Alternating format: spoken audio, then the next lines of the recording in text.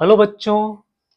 बच्चों आज के इस लेक्चर में हम सीखने वाले हैं जीरोस फाइंड करना, मतलब शून्यक फाइंड करना। ठीक है। बिहार बोर्ड क्लास 10 के बच्चों के लिए ये काफ़ी इम्पोर्टेंट वीडियो है, क्योंकि बोर्ड में एक सवाल आता है, शून्यक फाइंड करें, शून्यक ज्ञात करें और साथ साथ शून्यक और गुणांक के बीच रिलेशन को स्थापित करें।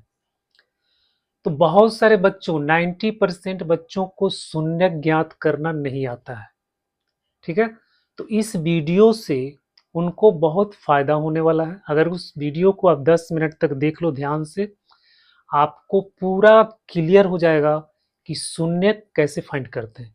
क्योंकि जब तक आपको शून्यक फाइंड करना नहीं आएगा, तब तक आप रिलेशन को, संबंध को, शून्यक और गुणांक के बीच में जो संबंध उसको आप कैसे स्थापित करेंगे, क्योंकि सवाल में लिखा हुआ है कि शून्यक ज्ञात करें। ठीक है। तो इसलिए सबसे पहले हम लोग देखें कि शून्यक कैसे ज्ञात किया जाता है।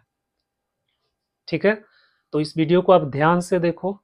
अगर ये वीडियो आपको अच्छा लगे प्लीज इसको लाइक करो, कमेंट करो, सब्सक्राइब करो। तो बच्चों सबसे पहले हम देखते हैं, उदाहरण के द्वारा हम इसको समझेंगे कि शून्यक कैसे फाइंड किया जाता है। ठीक है।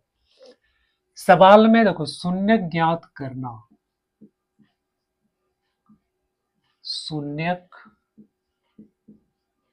ज्ञात करना। सबसे पहला क्वेश्चन हम लोग लेते हैं, तो एक्स स्क्वायर बराबर 15, ये बहुपद है, द्विघात बहुपद है। कह रहा है इसका शून्यक निकालो। शून्यक का मतलब क्या हुआ कि एक्स का कौन सा वैल्यू हम रखेंगे, ठीक है, जो इसको सेटिस्फाई करता हो। ठीक है।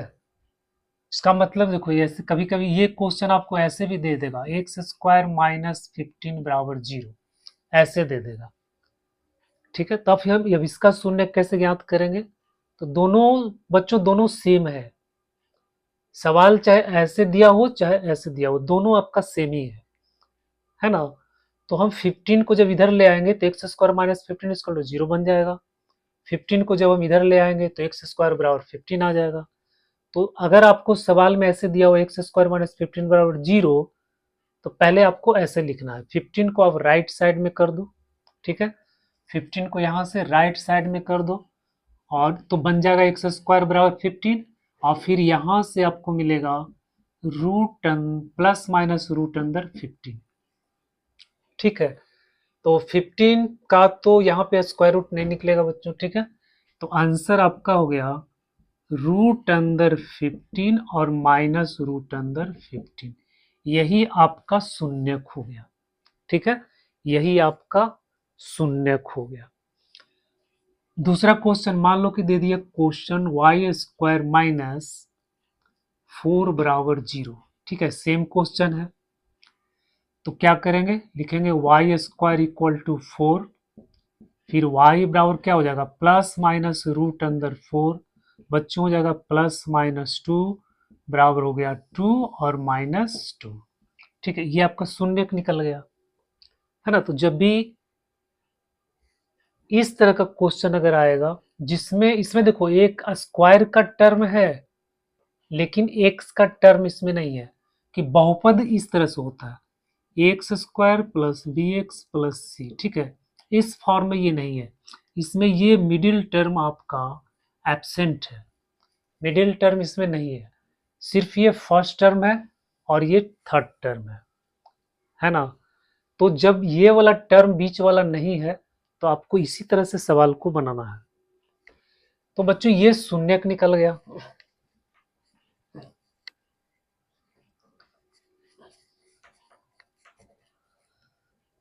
अब देखो अगला क्वेश्चन है 4s स्क्वायर। देखो तीसरा क्वेश्चन है 4s square plus 8x, sorry 8s, इसका शून्यक आपको फाइंड करना है। ठीक है। इसका शून्यक आपको फाइंड करना है। तो इसका शून्यक फाइंड करने के लिए क्या करेंगे, शून्यक जब भी फाइंड करना, ये बहुपद दिया हुआ है, ठीक है, शून्यक जब भी फाइंड करना है तो इसको हम 0 के बराबर करते हैं। पहले हम इसको इक्वेट कर देते हैं 0 के बराबर।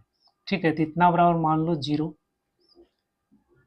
अब बच्चों देखो यहाँ पे मिडिल टर्म है लेकिन थर्ड टर्म नहीं है, यानी अचर पद इसमें नहीं है। ठीक है, चर इसमें क्या है, एस है, एस स्क्वायर। एक्स के बदला में यहाँ पे एस लिख दिया है। ठीक है, अगर हम एस एक यहाँ पे अगर हम एक्स लिखेंगे तो ये हो जाएगा 4x स्क्वायर प्लस 8x, ऐसे बन जाएगा। ठीक है, तो उससे घबराने की बात नहीं है। ठीक है, जो प्रोसेस इसका होगा वही प्रोसेस आपका इसका होगा, है ना। वेरिएबल जो है चर यहाँ पे एक्स को नहीं लिख करके एस लिख दिया। ठीक है, थोड़ा सा क्वेश्चन को ट्विस्ट कर दिया है ना, बच्चों को ये देख करके परेशानी होने लगता कि अब हम कैसे करें। एक्स वाला हम सीखे हैं लेकिन यहाँ पे एस आ गया, तो उससे आपको कोई टेंशन नहीं लेना है ना, सेम प्रोसेस होगा। बच्चों अगर ऐसा सवाल है जिसमें आपको थर्ड टर्म एब्सेंट है, यानी अचर पद इसमें नहीं दिया हुआ है, तो जब अचर पद नहीं है तो क्या करेंगे, इसमें पहले कॉमन लेते हैं, है ना। इसका हम लोग गुणनखंड निकालते हैं। ठीक है, हम इसका भी गुणनखंड से बना सकते थे। X square minus 15 equal to 0 है, तो यहाँ लिखो एक्स स्क्वायर माइनस, इसको स्क्वायर में कन्वर्ट करना तो कैसे करेंगे, √15 का स्क्वायर बराबर 0। ठीक है, इसको हम लोग गुणनखंड करके भी बना सकते हैं। अब ए स्क्वायर माइनस बी स्क्वायर के फॉर्मूला में आ गया, तो हो जाएगा एक्स प्लस √15 और एक्स माइनस √15 बराबर 0। ठीक है, ए स्क्वायर माइनस बी स्क्वायर बराबर क्या होता है, ए प्लस बी इंटू ए माइनस बी होता है। अब यहाँ से एक्स प्लस √15 बराबर 0 या एक्स माइनस √15 बराबर 0, बच्चों एक्स बराबर हो गया माइनस √15 और यहाँ हो गया एक्स बराबर √15, तो ये आंसर आ गया। ठीक है, ऐसे भी इसको हम लोग बना सकते हैं।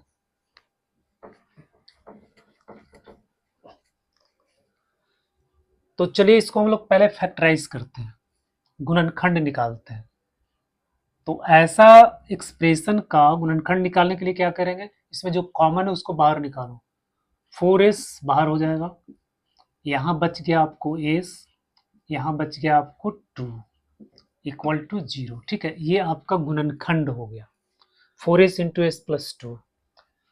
अब क्या करते हैं, दोनों को 0 के बराबर कर देते हैं, 4s बराबर 0 या s प्लस 2 बराबर 0। ठीक है, दोनों गुणनखंड को 0 के बराबर कर देंगे। तो यहाँ से इसका वैल्यू मिल गया 0/4 इक्वल टू 0, यहाँ से इसका वैल्यू मिल गया -2, तो आपका शून्य का आ गया 0 - 2, ये आपका शून्य का आ गया।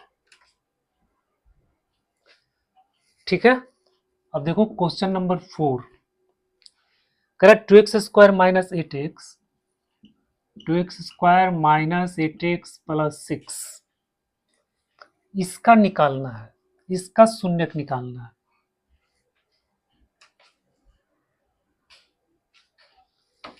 To x square minus 8x plus 6, शून्यक निकालने के लिए क्या करेंगे, इसको इक्वल टू 0 कर देंगे। अब इसको फैक्टराइज करना है। ठीक है, मिडिल टर्म को, जो मध्य पद है, मध्य पद को हम लोग स्प्लिट करते हैं, है ना, दो पार्ट में इसको डिवाइड करना है। तो इसके लिए क्या करना है, एक्स स्क्वायर का गुणांक और अचर पद, एक्स स्क्वायर का गुणांक कितना है 2, अचर पद कितना है 6, सबसे पहले मल्टीप्लाई करो, एक्स स्क्वायर के गुणांक और अचर पद को मल्टीप्लाई कर देंगे तो आ गया 12।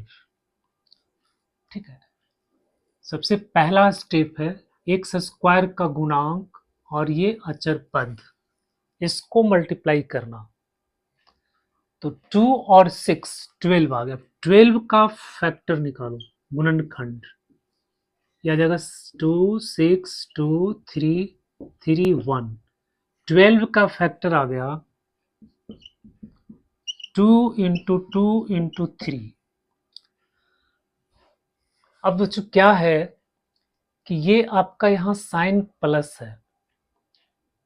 ठीक है, अचर पद का साइन क्या है, प्लस है, तो अब इसको हम दो नंबर में इस तरह से बांटेंगे कि हमको जोड़ने पे -8 आना चाहिए। ठीक है, 2 × 2 × 3 को दो संख्या में इसको चेंज करना है। यहाँ 3 नंबर है, 2 × 2 × 3, इसको दो दो नंबर में इसको डिवाइड करना है। तो ऐसे हम इसका जब ग्रुपिंग करेंगे तो ऐसे लिख सकते हैं 2 दूनी 4 3। एक ये हो गया, दो नंबर 4 और 3 बन सकता है।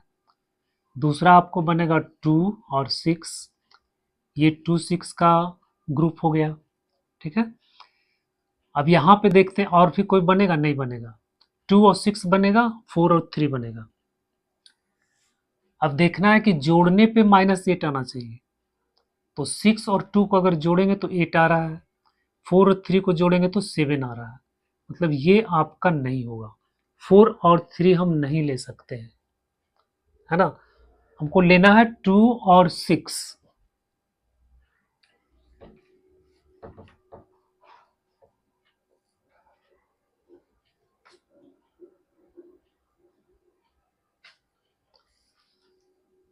अब इसको लिखो 2x² - 2 और 6 है, तो यहां लिखेंगे 2x - 6x + 6 = 0।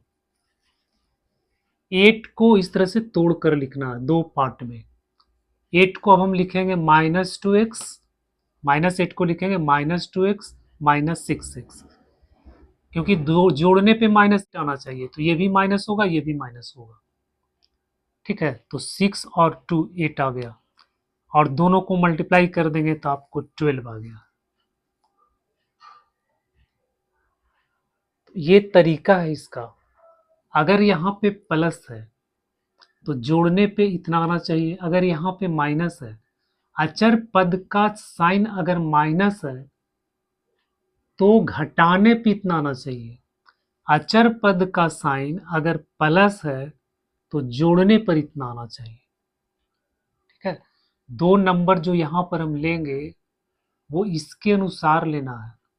अगर प्लस है तो जोड़ने पे इतना आना चाहिए, अगर माइनस है तो घटाने पे इतना आना चाहिए। ठीक है, अब क्या करेंगे बच्चों, ये दोनों में कॉमन लेना है। ये कॉमन हो जाएगा 2x, यहाँ हो जाएगा x - 1, यहाँ आपको 6 कॉमन हो जाएगा, यहाँ x माइनस प्लस -1 = 0। ठीक है, ये माइनस और ये प्लस, माइनस प्लस यहाँ पे लिखेंगे माइनस। ये और ये आपका सेम होना चाहिए, x - 1 x - 1 दोनों सेम होना चाहिए। अब x - 1 कॉमन हो गया, यहाँ बच गया 2x, यहाँ हो गया -6 बराबर हो गया 0। ठीक है, अब दो गुणनखंड बन गया। अब इसको लिखेंगे x - 1 बराबर 0 या फिर 2x - 6 बराबर 0। बच्चों यहाँ से x बराबर 1 हो गया, या फिर यहाँ से निकालेंगे 2x बराबर 6, x बराबर 6/2 बराबर आ गया 3। तो शून्यक हो गया x बराबर 1 और 3। ठीक है, शून्यक हो गया x बराबर 1 और 3।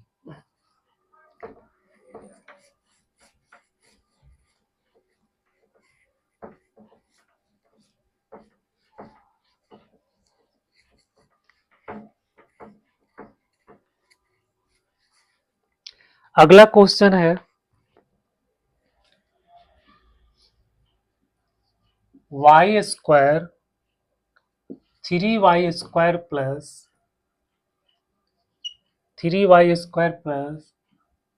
5y - 2 बराबर 0।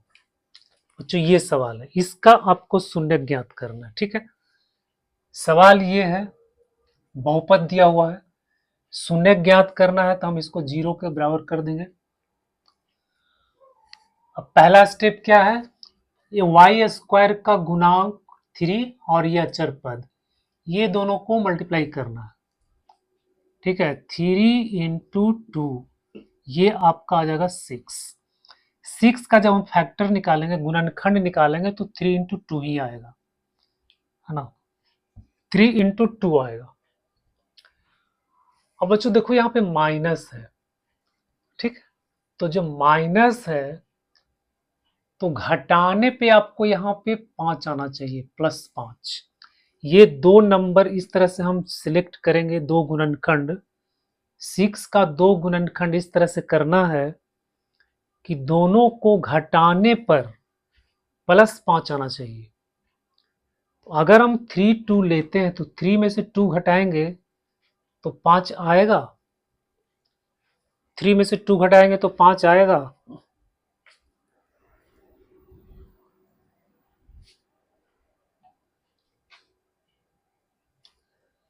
बच्चों नहीं आएगा।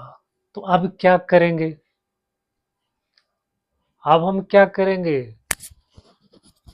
देखो, जब ऐसा समस्या उत्पन्न हो जाए, ठीक है, जब ऐसी स्थिति आ जाए तो देखो इसको क्या करना, 6 का एक और गुणनखंड होता है 1, हम 6 इंटू 1 कर सकते हैं। ठीक है, 6 इंटू 1 भी करेंगे, 6 इंटू 1। अब 6 में से 1 घटाएंगे तो आपको 5 आ जाएगा, 6 में से 1 घटाएंगे तो आपको 5 आ जाएगा। ठीक है, तो यहाँ पे आपको 6 और 1 लेना है, 3 5 से तो होगा नहीं, तो हम 6 और 1 लेंगे। इसका एक और गुणनखंड हम लोग लेते हैं 1। ठीक है, क्योंकि 1 से ये डिवाइड हो जाएगा, 3 से डिवाइड हो जाएगा, 2 से, 1 से भी ये डिवाइड हो जाएगा। तो अब यहां पे हम क्या कर देंगे, 6 और 1। तो बच्चों इसको लिखो 3y²। अब क्या करना, ये 6 माइनस 1, तो 6 को प्लस में लिखेंगे 6y, और इसको लिखेंगे -y -2 बराबर 0। ठीक है, इस तरह से इसको लिखेंगे। अब यहाँ कॉमन ले लो 3y, यहाँ हो गया y + 2 माइनस, यहाँ से 1 कॉमन लेते हैं, y + 2 बराबर 0। ठीक है, तो हो गया y + 2, और यहाँ क्या हो जाएगा 3y - 1 बराबर 0। बच्चों हो गया y + 2 बराबर 0 या 3y - 1 बराबर 0। तो y बराबर -2 या 3y बराबर 1 और y बराबर 1/3। तो ये आपका शून्य का गया -2 और 1/3। ठीक है, समझ में आ रही है? ये सवाल का सॉल्यूशन आपको समझ में आ रहा है?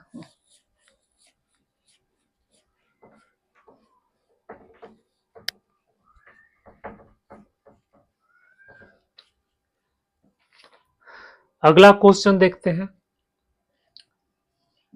2x² - x - 21। ठीक है, इसको सॉल्व करो, वीडियो को पॉज करो, इसको सॉल्व करो।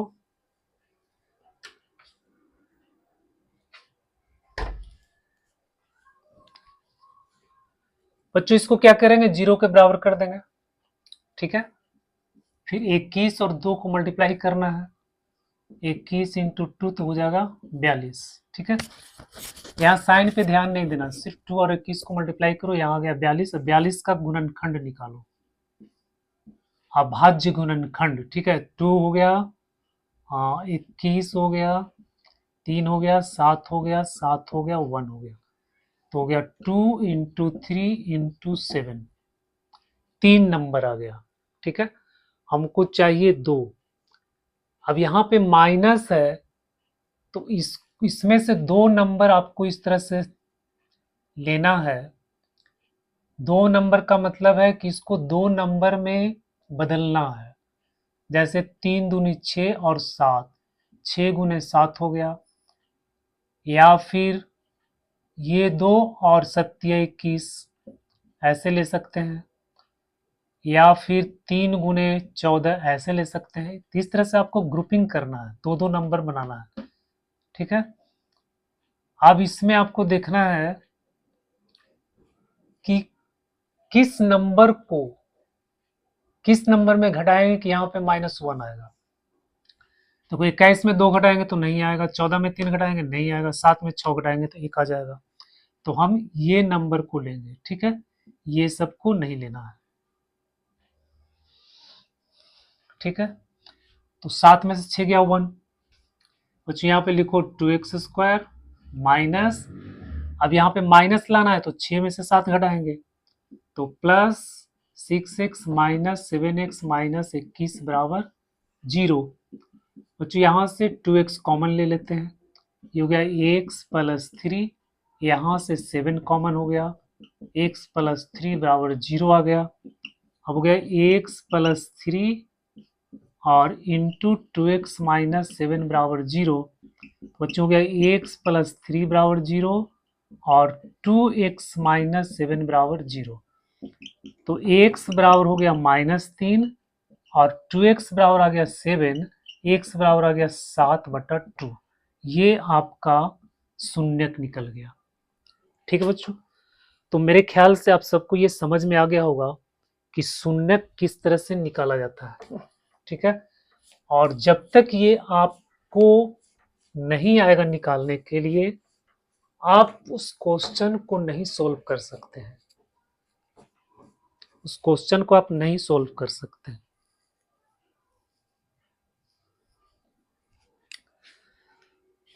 तो बच्चों, अगर ये वीडियो आपके लिए उपयोगी लगा, आपको लगा कि इससे हमको कुछ फायदा हो रहा है, प्लीज मेरे चैनल को सब्सक्राइब कर देना, लाइक करना, कमेंट करना, अपने दोस्तों में शेयर करना।